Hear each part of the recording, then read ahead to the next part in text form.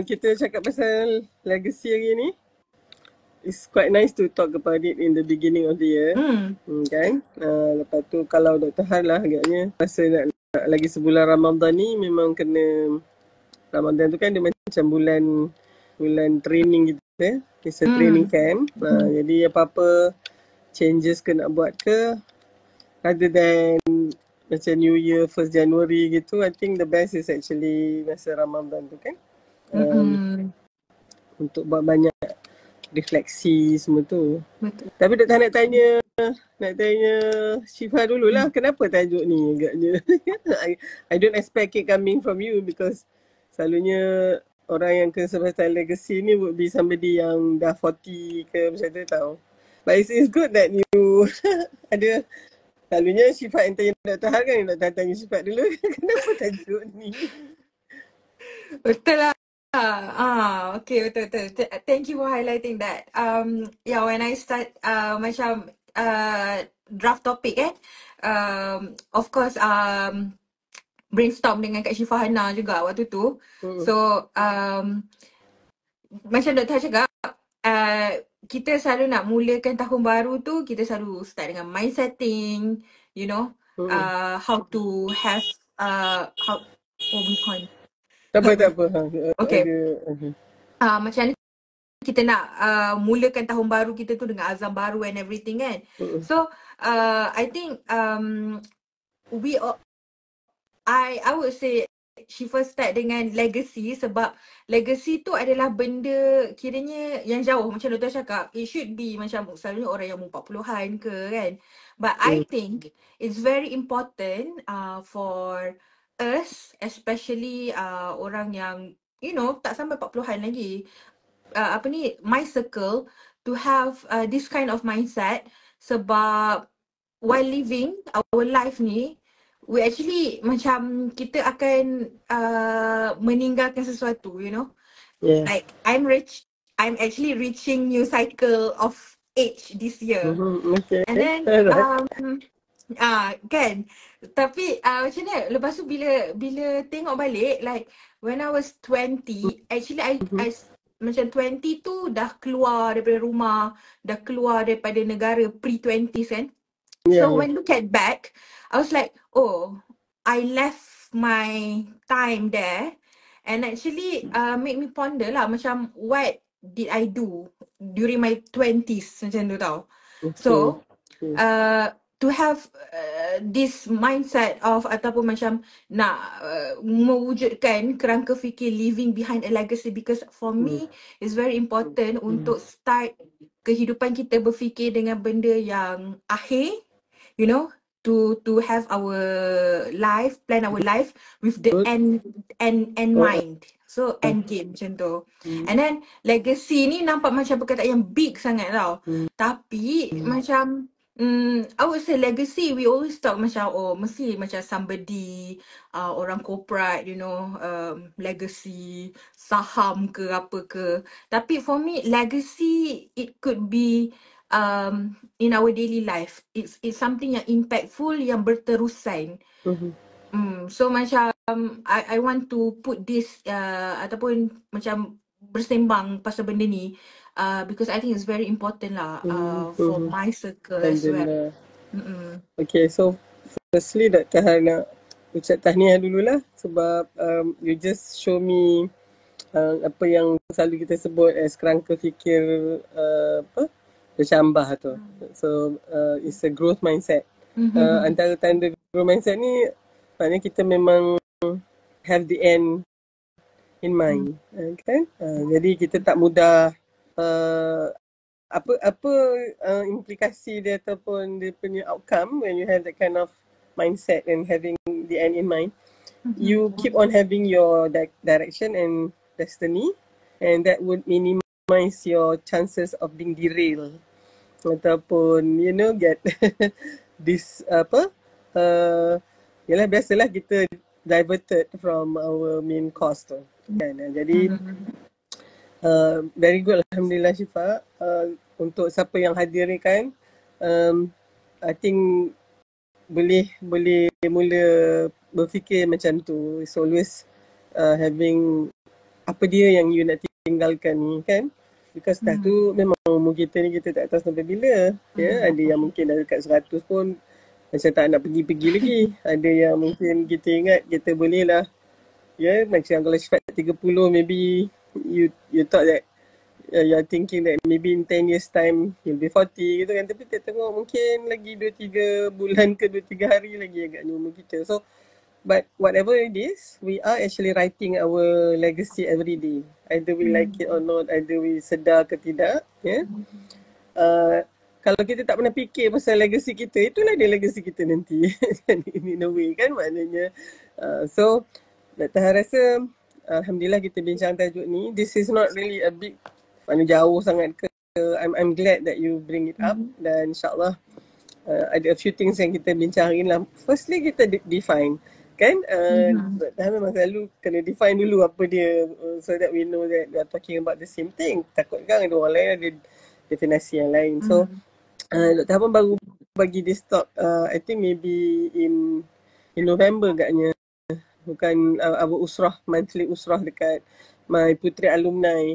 Kan kita all ada, Dr. Han jadi presiden buat masa ni. Jadi kita memang ada residential usrah every Saturday yang ketiga pagi, 7 to 8 macam tu je. So legacy ni kalau tengokkan, these are the story you leave behind for others to tell. Interesting kan? The impression you make on the next generation.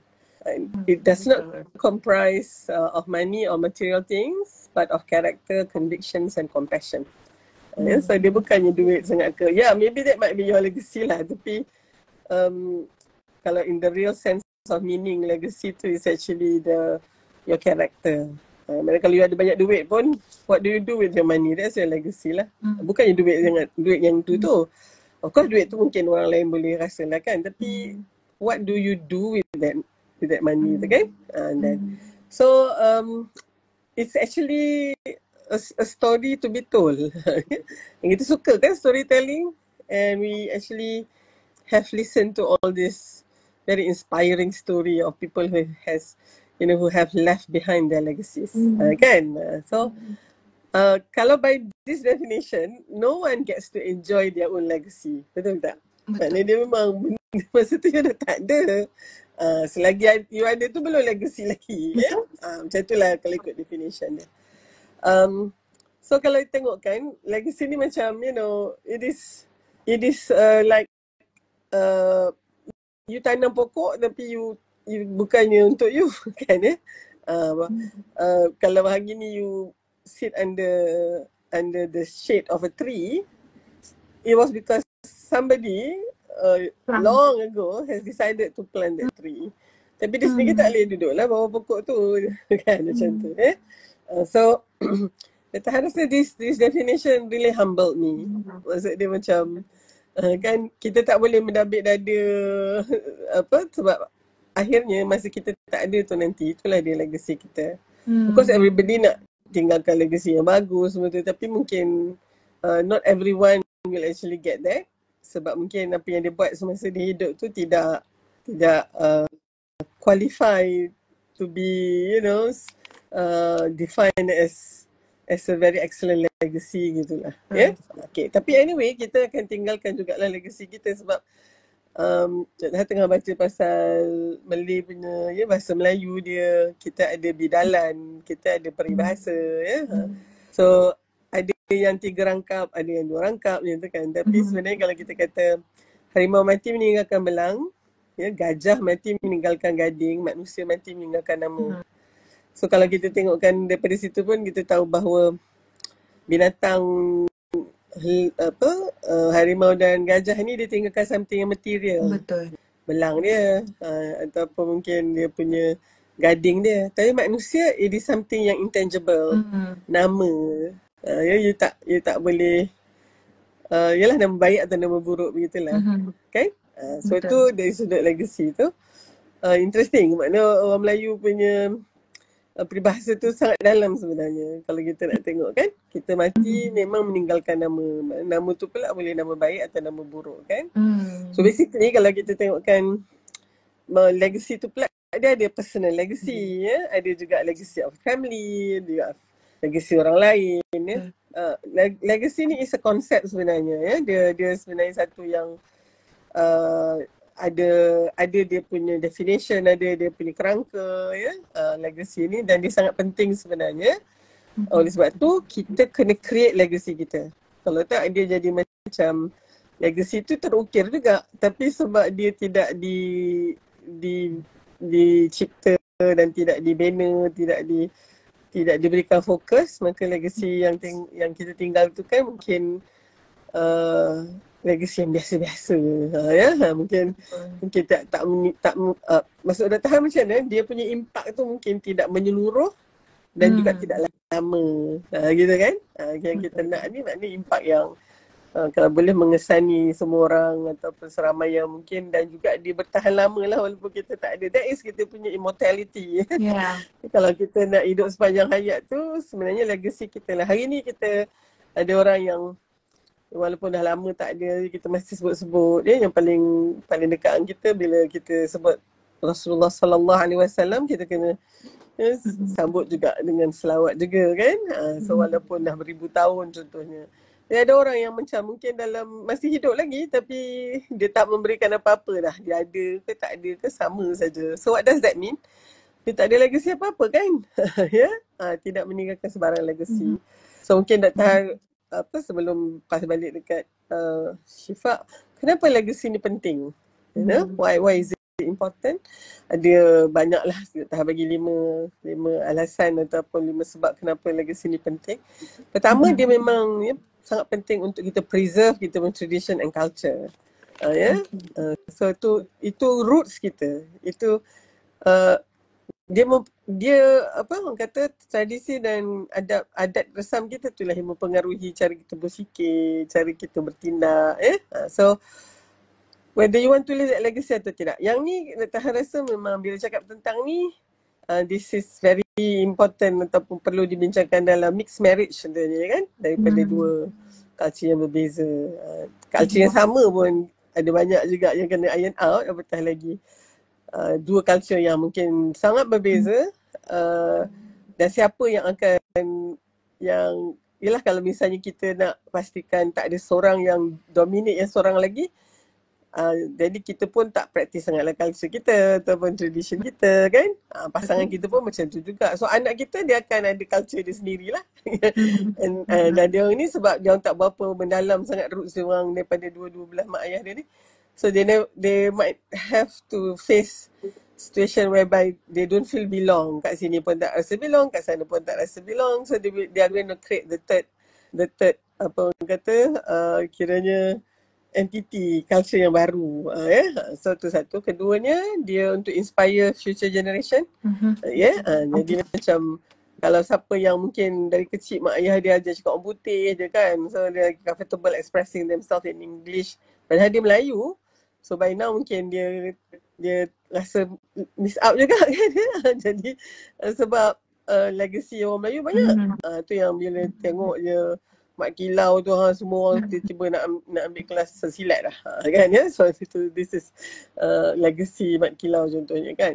Now building a sense of purpose, so kita punya macam tadi lah, having the end in mind. Apa dia the end yang kita nak? One of it is to leave behind, you know, a legacy that is going to impact as many people and also last as long as it should. Okay.